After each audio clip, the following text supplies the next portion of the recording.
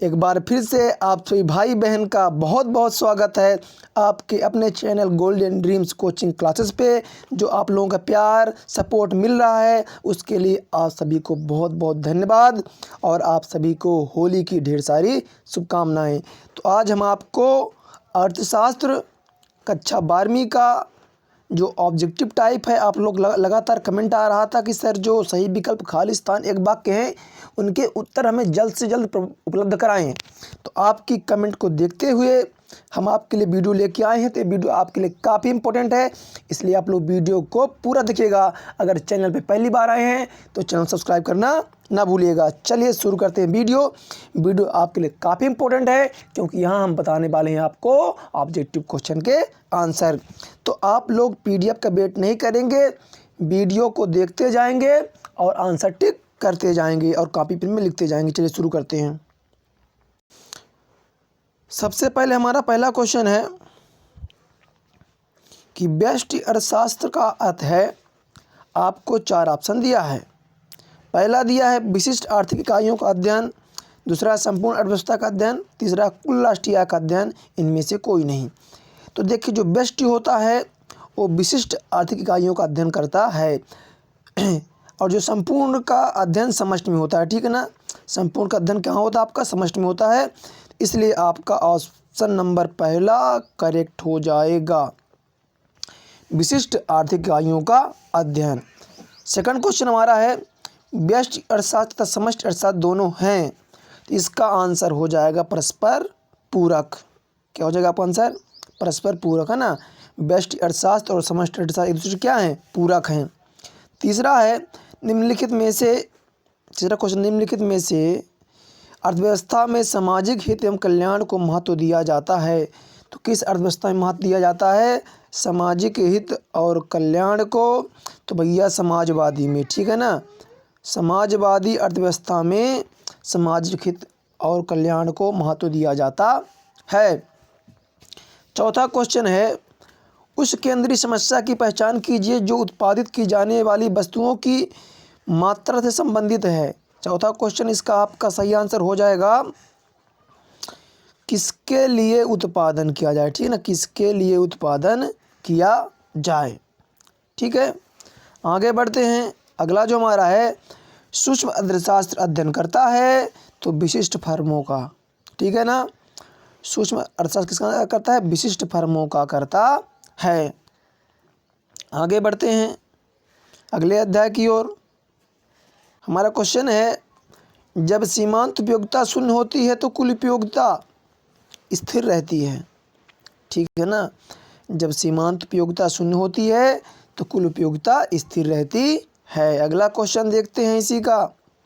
सीमांत उपयोगिता हो सकती है तो भैया देख लो, सीमांत धनात्मक भी होती है, ऋणात्मक भी होती है, शून्य भी होती है। तो हो जाएगा उपयुक्त सभी। ठीक है, आगे बढ़ते हैं अगले क्वेश्चन की ओर। इसको हम टिक कर लिया ना, उपयुक्त सभी इसमें हो जाएगा। अगला क्वेश्चन हमारा है तीसरा, उदासीनता वक्र का नीचे की ओर ढाल सूचित करता है। तो हो जाएगा आपका ऋणात्मक ढाल को। किसे करता है? ऋणात्मक ढाल। चौथा, उपभोग की अंतिम इकाई से प्राप्त होने वाली उपयोगिता को कहा जाता है। तो भैया आपका सीमांत उपयोगिता कहा जाता है। ठीक है ना, क्या कहा जाता है?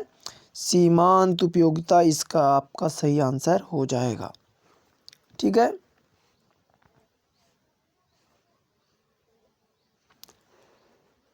इसके बाद आता है आपका रिक्त स्थान की पूर्ति कीजिए। तो पहला आपका है कुल उपयोगिता उपयोगिता का योग होती है। तो हो जाएगा इसका सीमांत। ठीक है ना, क्या हो जाएगा आपका? सीमांत हो जाएगा। कुल उपयोगिता सीमांत उपयोगिता का योग होती है। उच्च उदासीनता वक्र संतुष्ट को दर्शाता है। तो उच्च, है ना, उच्च संतुष्टि को दर्शाता है। थर्ड नंबर है उपयोगिता की आवश्यकता को संतुष्ट करने की शक्ति रखती है। तो उपभोक्ता क्या हो जाएगा आपका? उपभोक्ता, है ना, ये आधा का है आपका उपभोक्ता ना। उपयोगिता किसकी? उपभोक्ता की आवश्यकता को संतुष्ट करने की शक्ति रखती है। उपभोक्ता का थर्ड में, ठीक है ना। चौथा, मार्क का नियम कथन है, तो मार्क का नियम एक गुणात्मक कथन है। क्या है? गुणात्मक कथन है, ठीक है। आगे बढ़ते हैं। जब वस्तु की मांग से परिवर्तन उसके मूल में परिवर्तन से कम होता है तो मांग होगी भैया, तो ये आपकी मांग बेलोचदार होगी, ठीक है ना। पांचवा का आंसर हो जाएगा आपका बेलोचदार, बेलोचदार, ठीक है। अब आते हैं आपके सत्य में। उपयोगिता व्यक्तिगत होती है भैया, सत्य है ना। हर व्यक्ति की अपनी अपनी उपयोगिता होती है, ठीक है। किसी को दवाई की ज़रूरत है, किसी को खाने की ज़रूरत है, किसी को कपड़े की है, किसी को मशीन की है। तो हर व्यक्ति को अपनी अपनी उपयोगिता होती है, तो भैया उपयोगिता व्यक्तिगत होती है। सेकंड नंबर है आपका सीमांत उपयोगिता ऋणात्मक हो सकती है, बिल्कुल सही। सीमांत उपयोगिता ऋणात्मक हो सकती है भी, आपका सही है। धनात्मक भी होती है, ऋणात्मक भी होती है, शून्य भी होती है। थर्ड नंबर है विभिन्न वस्तुएं घटिया वस्तुएं होती हैं, भैया सत्य है, ये भी सत्य है आपका। जब मार्ग तालिका को रेखाचित्र द्वारा व्यक्त किया जाता है तब उसे मार्ग वक्र कहते हैं, भैया ये भी सही है आपका। यानी पहला भी सही, दूसरा भी सही, तीसरा भी और चौथा भी सही। पचमा देखते हैं। पचमा नंबर है मार्ग वक्र दाएं से बाएं नीचे की ओर झुका होता है, ये भी सही है आपका। यानी जो आपकी यूनिट 2 के पांचों क्या हैं? सही हैं, ठीक है। अब आते हैं एक वाक्य में उत्तर। जब सीमांत उपयोगिता शून्य होती है तब कुल उपयोगिता कितनी होती है? अधिकतम होती है, ठीक है। जब सीमांत उपयोगिता शून्य होती है तो कुल उपयोगिता अधिकतम, ठीक है, अधिकतम होती है। आगे बढ़ते हैं। बजट रेखा का दूसरा नाम क्या है? तो कीमत रेखा है भैया। दूसरा का आंसर हो जाएगा बजट रेखा का दूसरा नाम कीमत रेखा, ठीक है, कीमत रेखा। आप जल्दी जल्दी नोट डाउन कर लीजिएगा और वीडियो को ज़्यादा ज़्यादा अपने दोस्तों में, भाई बहनों पे शेयर करिएगा। चैनल पे पहली बार आए हैं तो चैनल को सब्सक्राइब जरूर कर लीजिएगा। और अगर आप कोई समस्या है तो आप हमें इंस्टाग्राम पे भी फॉलो कर सकते हैं, वहाँ भी हम आपकी समस्याओं का समाधान करेंगे, ठीक है। आगे आते हैं। विलासिता की वस्तुओं की मांग की लोच कैसी होती है? विलासिता की वस्तुओं की मांग की लोच कैसी होती है? तो अत्यधिक लोचदार होती है। क्या होती है? अत्यधिक लोचदार, है ना। आगे बढ़ते हैं अगले क्वेश्चन की ओर। अगला हमारा है कीमत तथा मांग के बीच किस प्रकार का संबंध होता है? तो भैया विपरीत संबंध होता है।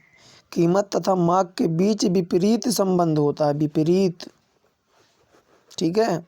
आगे बढ़ते हैं अगले क्वेश्चन की ओर। मांग वक्र की मान्यता के अनुसार उपभोक्ता की आय कैसी मानी जाती है? तो स्थिर मानी जाती है, तभी मांग वक्र को ज्ञात किया जाता है। कब?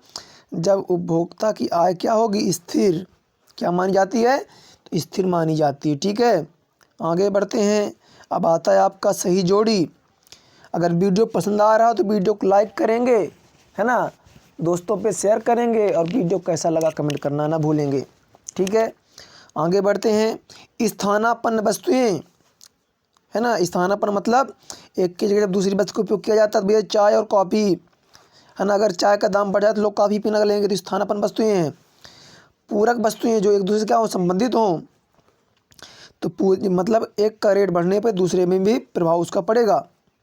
तो जैसे पूरक वस्तुएं हो गया, तो क्या है यहाँ पे? गेंद और बल्ला, ठीक है ना। अगर बेड की कीमत बढ़ जाएगी तो गेंद की कीमत क्या हो? घट जाएगी ना, पूरक वस्तु है। फिर आता है विभिन्न वस्तुएं, है ना, तो निम्न कोट की वस्तुएं हो जाएगा आपका, ठीक है। चौथा नंबर बिलोचदार मांग आवश्यकता की वस्तु, ठीक है।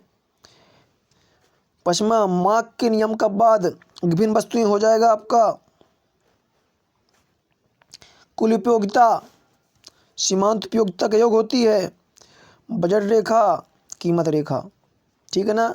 यानी पहले हो जाएगा आपका चाय और कॉफ़ी, दूसरे का गेंद और बल्ला, तीसरे का हो जाएगा निम्न कोटि की वस्तु, चौथा हो जाएगा आपका आवश्यकता की वस्तु, और आपका पांचवा हो जाएगा विभिन्न वस्तु, छठवां हो जाएगा सीमांत योग, और सातवां ये हो गया आपका, ठीक है।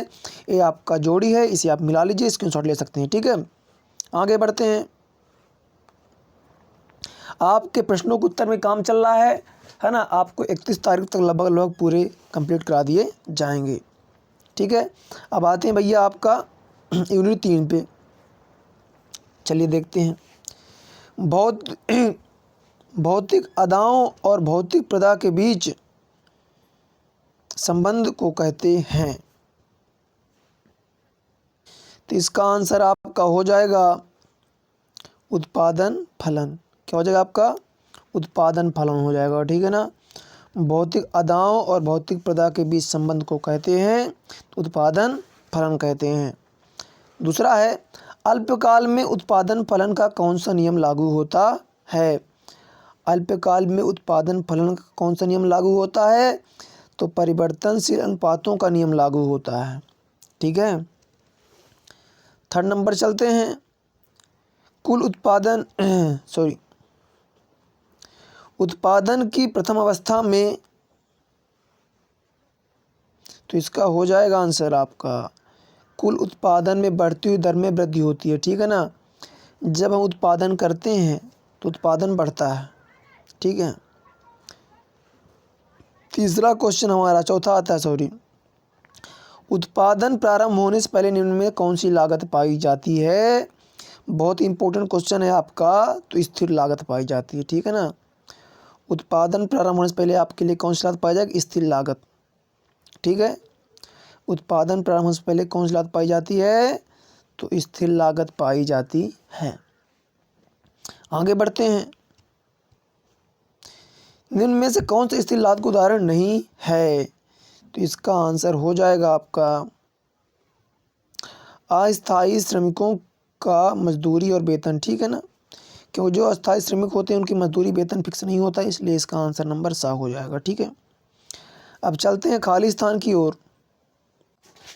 पहला है आपका, वह नियम जो में लागू होता है उसे परिवर्तनशील अनुपातों का नियम कहते हैं।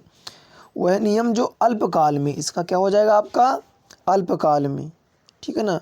वह नियम जो अल्पकाल में लागू होता है, ठीक है। दूसरा, वह नियम जो में लागू होता है उसे पैमाने का प्रतिफल कहते हैं, दीर्घकाल में, ठीक है ना। जो नियम दीर्घकाल में लागू होता है, दीर्घकाल, उसे हम क्या कहते हैं? पैमाने का प्रतिफल कहते हैं।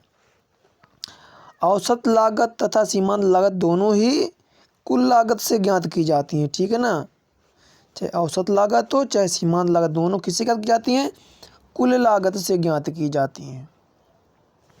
चौथा, लागत औसत लागत को उसके सबसे निचले बिंदु पर काटती है, तो सीमांत लागत, ठीक है ना। क्या हो जाएगा आपका? सीमांत, है ना। सीमांत लागत औसत लागत को उसके सबसे निचले बिंदु पर काटती है। फर्म की संख्या बढ़ने पर बाजार में पूर्ति बढ़ जाती है, ठीक है ना। जब फर्म ज़्यादा होगी तो पूर्ति क्या होगी? बढ़ जाती है, बढ़ जाती है, ठीक है ना, बढ़ जाती है, ठीक है। अब आते हैं सत्य असत्य की ओर। शून्य उत्पादन होने पर परिवर्तनशील और स्थिर दोनों ही साधन घटा दिए जाते हैं, भी यह असत्य है, ठीक है ना। ये आपका पहला ही असत्य है इसमें। दूसरा, अल्पकाल में परिवर्तनशील साधन अपरिवर्तित रहते हैं, गलत है भाई। ये भी आपका असत्य है, क्योंकि अल्पकाल में हम परिवर्तनशील साधनों को बढ़ा के उत्पादन करते हैं। उत्पादन बंद कर देने पर स्थिर लागत शून्य हो जाती है, असत्य है ये भी आपका।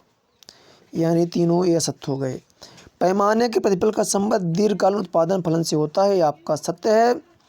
कर में वृद्धि होने से उत्पादन लागत बढ़ती है और पूर्ति में कमी आती है, ये भी सत्य है। यानी 3 असत्य हैं और 2 सत्य हैं, ठीक है।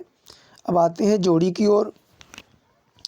कुल उत्पादन तो वस्तुओं तथा सेवाओं की कुल मात्रा। साधन के प्रतिफल का नियम तो हो जाएगा अल्पकाल। आदा एवं प्रदा में संबंध उत्पादन फलन। ठीक है, AC और MC वक्र युवाकार। सीमांत उत्पादन अतिरिक्त उत्पादन। ठीक है, ये आपकी जोड़ी हो गई। वीडियो काफ़ी लंबा हो जाएगा, इसलिए अभी तक मैं 3 यूनिट बताया हूँ। आगे मैं आपको अगली यूनिट करा दूंगा बहुत जल्दी, क्योंकि वीडियो बहुत लंबा हो रहा है। तो आप सभी से मैं ये कहना चाहूँगा कि आप वीडियो को ज़्यादा मात्रा में शेयर करें, जिससे हर भाई बहन तक पहुँचे, कोई भाई बहन परेशान ना हो। अगर चैनल पे पहली बार आए हैं तो सब्सक्राइब जरूर करिएगा। वीडियो कैसा लगा कमेंट करें। अगर वीडियो में कहीं आपको डाउट लग रहा हो तो कमेंट करके हमें जानकारी दें। ठीक है, मिलते हैं अगले वीडियो पे, तब तक के लिए धन्यवाद। पढ़ते रहिए। एक बार फिर से आप सभी को होली की ढेर सारी शुभकामनाएं। अपनी तैयारी शुरू कर दीजिए।